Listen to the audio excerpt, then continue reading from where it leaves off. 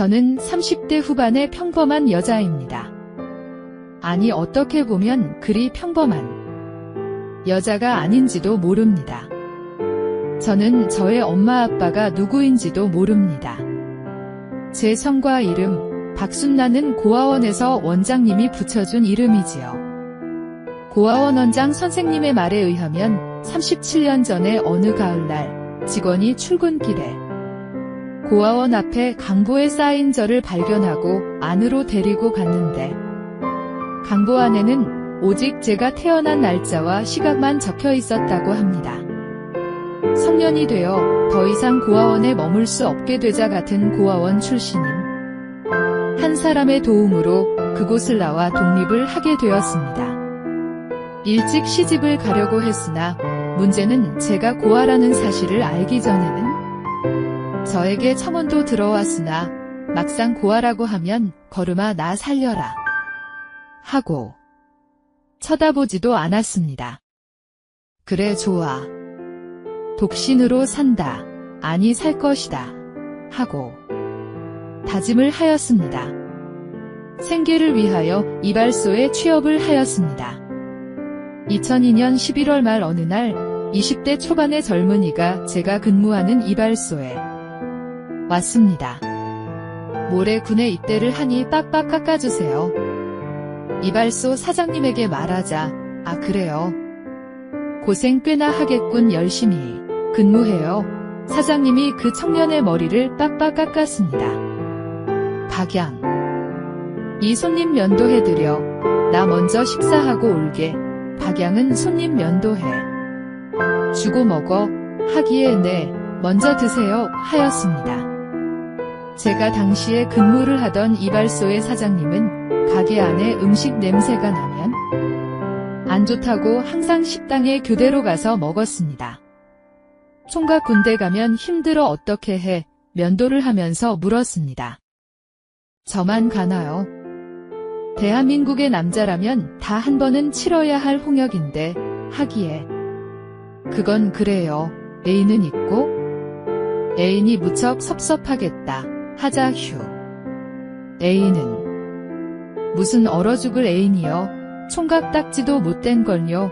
웃으며 말하기에 그럼 총각의 총각 딱지 내가 떼어줄까 농담으로 하였는데 정말 절 놀리는 것은 아니죠. 반색을 하며 물었습니다. 농담으로 하였는데 반색을 하며 묻자 잠시 혼란스러웠습니다. 대답을 못하고 면도를 계속하자 그럼 그렇지. 무척 실망스러운 표정이 아주 안타까웠습니다. 좋아. 우리 8시까지 일하니까 8시 반에 여기 길 건너 골목 안에 여관 305호로 와 하고 말했습니다. 저는 지금껏 새빵살이는 단 한 번도 안 하고 여관에 달방을 얻어서 살았습니다. 바로 그 방이 제가 묵는 숙소였습니다. 젊은 친구가 군에 가는데 조금은 안타까운 데다 며칠간 적당한 파트너가 없어서 굶었던 터라 그 청년과 시간을 보내기로 마음을 먹고 오라고 한 것입니다. 똑똑. 낮에 그 사람입니다. 퇴근을 하고 대충 씻고 침대에 누워 TV를 보고 있는데 그 청년이 제 방에 노크를 하기에 들어와 하자. 실례하겠습니다. 하고는 그 청년이 얼굴이 벌겋게 달아 들어왔습니다. 나 이렇게 살아. 욕하지 마. 웃으며 말하자. 무슨 말씀을 그렇게 하세요? 그래 참. 집에서 누가 안 기다려? 저는 그 청년과 밤을 셀 심사로 물었습니다. 네, 엄마는 돌아가시고 아빠하고 사는데 아빤 낚시 가셨어요. 그럼 잘됐다. 여기서 자. 고맙습니다. 몸이 참 좋구나. 그런 후. 그날 이후 그 청년은 제 뇌리에서 영원히 사라졌습니다. 그러던 작년의 봄. 어느 날 단골 손님 한 분이 저에게 재취로 들어갈 생각이 없느냐고 넌지시 물었습니다. 솔직히 나이가 40이 가까워오자 저의 미래도 걱정이 되었습니다. 거기다 이발소 사장님도 그분을 안다며 강력하게 추천을 하였습니다. 고민 끝에 조건을 걸었습니다. 혼인신고까지는 원하지 않으며 바라지는 않지만 그분이 죽고 나면 저만 낙동강 오리알 신세가 될 것이 뻔하기에 그분이 집도 여러 채 가졌다는 말에 죽을 때까지 그분과 같이 사는 것으로 공증을 받고 대신에 허름하여도 좋으나 저에게 집 한 채만 등기 이전을 해달라고 그렇게 그분에게는 무리하지 않은 제안을 하였습니다. 며칠 후 그분에게서 일단 한번 만나자는 연락이 와서 이발소가 쉬는 날을 택하여 만났습니다. 어디선가 본 듯한 얼굴이었으나 도무지 생각이 안 났습니다. 심성도 착하게 보였고 남에게 못할 짓을 할 사람도 아니었습니다. 그분은 저에게 집을 한 채가 아니라 두 채도 달라면 주겠으나 일단 타지에 있는 아들과 상의를 해야 한다며 말미를 며칠 달라고 하기에 그렇게 하라고 하자 만난 김에 식사나 하자고 하여 그분에게 호사스런 대접을 받고 헤어졌습니다. 그때 차라리 그분이 자신의 아들이 군대에 갔다고 하였다면 그 청년을 떠올렸을 것이고 그렇게 되면 정중하게 사절을 하였을 것인데 그저 타지에 가 있다는 말에 타지에서 직장 생활을 하겠거니 하고 생각을 한 것이 결정적인 실수였습니다. 그로부터 며칠 후 그분이 저를 만나자고 하였습니다. 그분은 저를 데리고 변호사 사무실로 가서 공증을 받고 또 생각지도 않은 대지 70평의 2층 양옥집을 저에게 이전 등기해 주었습니다. 며칠 이발소에 말미를 주어 새로운 면도사가 오자 저는 이발소를 그만두고 그분의 집으로 들어갔습니다. 명색이 새엄마가 들어왔다면 아들이 한 번쯤은 와서 인사를 하여야 마땅한 일이라고 생각을 하였으나 코빼기도 안 보여 이상하다는 생각은 하면서도 차마 입 밖으로 내지 못하고 그저 눈치만 보았습니다. 마땅한 호칭이 생각이 안 나서 저는 영감님이라고 불렀습니다.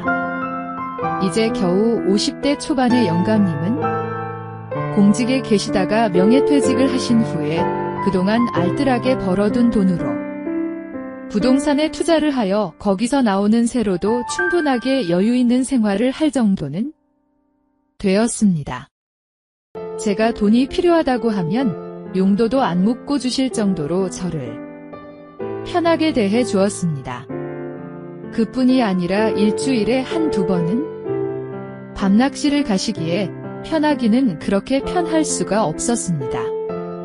그동안 갖은 수모의 고생을 하였던 것이 영감님 덕분에 봄눈 녹듯이 녹아내리는 나날의 연속이었습니다. 한 가지 명절이 되어도 코빼기도 안 보이는 영감님의 아들 문제만 아니면 그렇게 살기를 거의 10달이 되면서 전 당당한 안방마님으로 변모를 하여 있었습니다. 그런 금년정월이 막바지에 든 어느 날, 그날은 영감님이 얼음 낚시를 간다며 아침에 2박 3일로 집을 비운다고 나갔습니다. 혼자서 설거지에 빨래, 그리고 점심을 먹고 무료하게 거실에 있는데 충성. 아들 이민호, 24개월의 군생활을 동시에 놀랐습니다. 어머, 기도 안 찼습니다. 군대에 간다고 이발을 하러 왔다가 나에게 왔던 그 청년이었습니다. 어떻게 이럴 수가? 멍하니 서서 제 얼굴만 바라보았습니다. 저 역시 아무 말도 못하고 멍하니 그 사람을 바라보고 있었습니다. 작년 봄에 아빠가 말하던 사람이 말을 잊지 못하였습니다. 아들이 군에 갔다고 했으면 생각을 하였을 것인데 저 역시 말을 잊지 못하였습니다. 그러고 보니 거실이고 안방이고 아들이 쓰던 방이고 간에 사진 한 장 없었던 것을 생각을 못하였습니다. 아, 이것을 어쩌죠? 난감한 표정을 지으며 물었습니다. 일단 들어와요. 비켜서며 말하였습니다. 네, 하고는 앉아 군화 끈을 풀면서도 단 한마디 말도 서로 안 하였습니다. 아버지는 신발을 벗고서 물었습니다. 아침에 2박 3일로 얼음 낚시 갔어요. 대답을 하자 다행이네요. 어떻게 해야 하죠? 소파에 털썩 주저앉으며 물었습니다. 모르겠어요. 어떻게 해야 할지 말을 흐리자. 어쩔 수 없어요.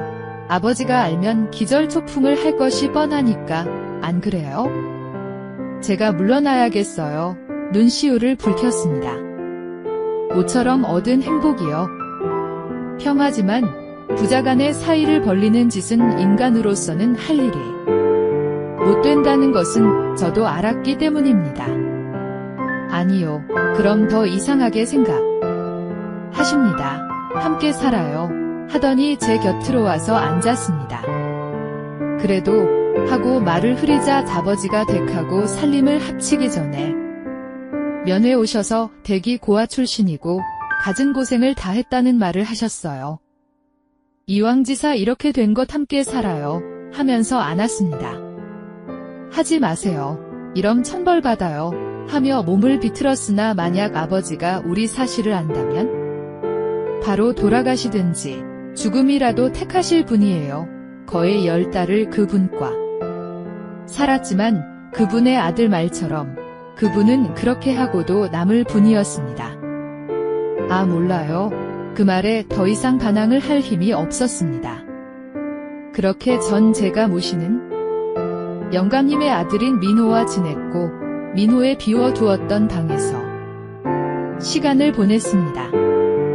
운명이 무엇이고 팔자가 무엇인지 한 지붕 밑에 두 남편을 섬기고 살아야 하는 것이 제 운명이고 팔자일까요? 이제는 영감님과는 영감님에게 받은 집을 주고서라도 헤어지자고 하면 헤어지겠지만 영감님의 아들인 만호와는 헤어지라고 한다면 차라리 죽음을 택하는 것이 낫다는 것이 저의 솔직한 심정입니다. 민호도 역시 저와는 절대 안 헤어진다고 입버릇처럼 말을 합니다.